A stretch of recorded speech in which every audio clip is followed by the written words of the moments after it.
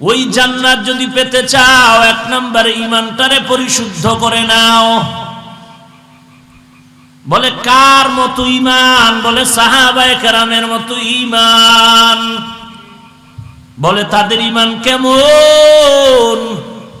বলে তাদের ঈমানটা এমন, গলায় ছুরি আসছে তারপরেও আল্লাহকে ভুলে নাই। ইয়া ইলাহি मुझसे मुझको दूर कर, ताके देखो मुझ में तुझको एक नजर।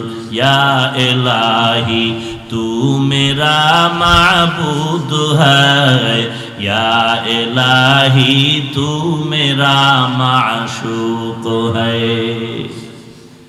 আফ্রিকার জঙ্গল থেকে কালো বেলাল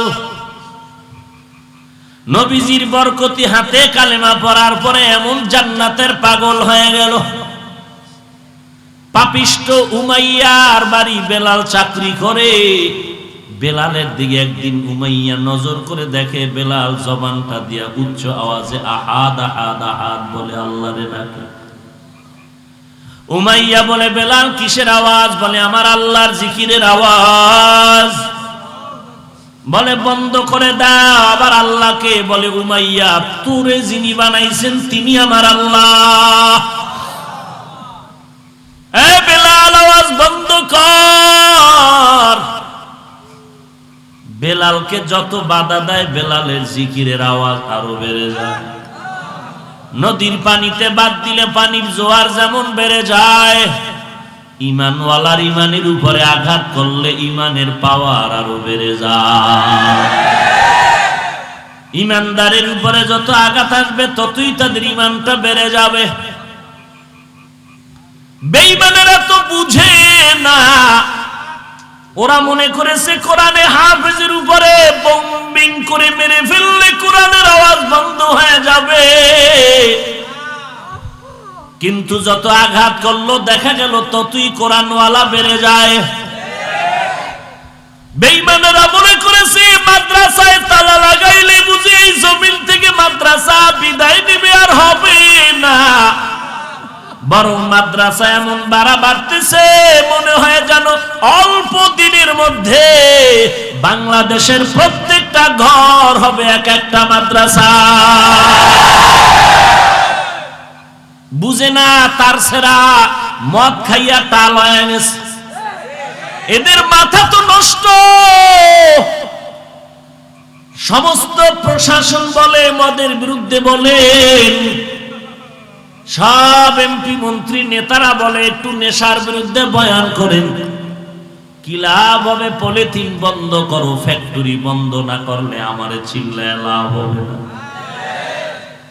পলিথিন বন্ধ করো করো করো, চিৎকারের দরকার নাই। চুপচাপ ফ্যাক্টরি বন্ধ করলে এমনিই বন্ধ হয়ে যাবে। বড় বড় হোটেলের মধ্যে মদের আড্ডা চলে। আমার মতো বান্দাকে বললে মদের আড্ডা বন্ধ করা যায় না। যারে দিয়া ভূত ছাড়ামো তারে যদি ভূতে পায় সমস্যার শেষ নাই। এরে নবীর উম্মতের দল, এই মুসলমান তো এক সময় ঘরের মধ্যে আল্লাহর ইবাদতে ছিল মাশগুল। আজকে বাইরে নামাইছে কে? বেঈমানেরা আমগো টুপিওয়ালারে বাইরে নামাইছে। কারণ আমার নবীরে গালি না দিলে আমরা টুপিওয়ালারা বাহিরে আসতাম না। আমাগো মাদ্রাসার বিরুদ্ধে না বললে আমরা বাইরে আইসা চিৎকার দিতাম না। আমার নবীর দাড়ি নিয়ে বলবি আমার নবীর দাড়ি ছাগলের মতো, আমার নবীরে সন্ত্রাসী বলবি, আর মুসলমান ঘরে থাকবে তা কখনো হতে পারে না। ঠিক কি না বলো?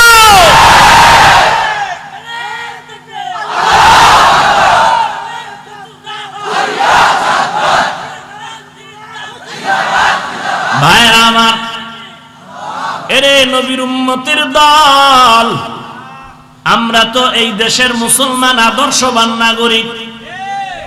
হিন্দুদের গালি দেই না, বৌদ্ধদের বিরোধিতা করি না, খ্রিস্টানদেরকে কিছু বলি না।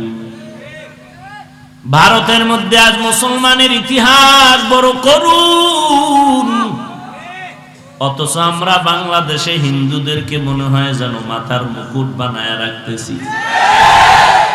আমরা মুসলমান একটা উল্টা পাল্টা কথাও বলি না, কিন্তু যখন আমার নবীরে গালি দিবা, আমার টুপি ধরে টান দিবা, কোরআনের বিপক্ষে কথা বলবা, তখন আমাদের আওয়াজ দেওয়াটাই ঈমানের পরিচয়, চুপ থাকা হলো মুনাফিকের পরিচয়।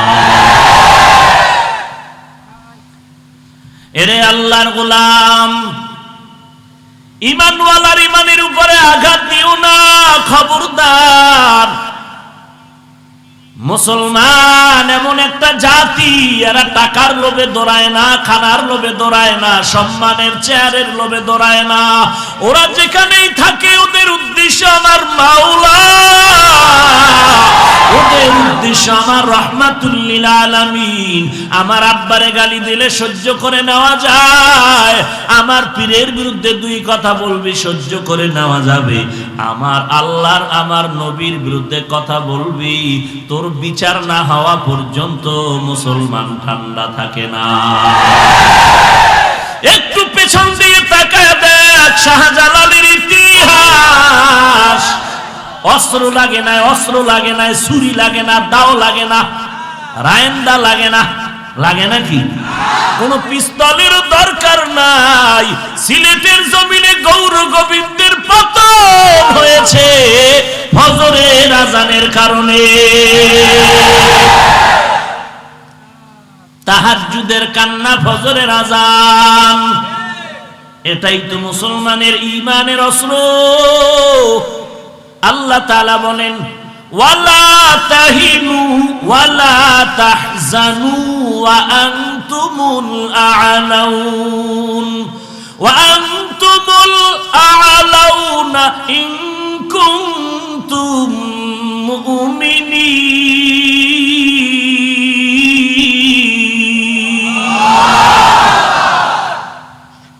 ও মুমিন, তোমাদের ভয় নাই, পেরেশানি নাই, তোমরাই বিজয়ী হবে যদি ঈমানটা মজবুত করে নাও।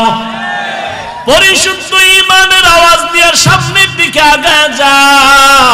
বেঈমানেরা আগুন জ্বালাইছে, মুসলমানের পুড়িয়া ফালাইবে। ইব্রাহিম নবীর ইতিহাসের দিকে নজর কর, ঈমানটা যদি মজবুত করে নাও, বেঈমানের প্রজ্বলিত আগুন হবে ফুলের বাগান। কি এর ভয় পাও? অস্ত্র লাগবে নাকি? কিচ্ছু লাগবে না, ঈমানের পাওয়ার নিয়ে চলো।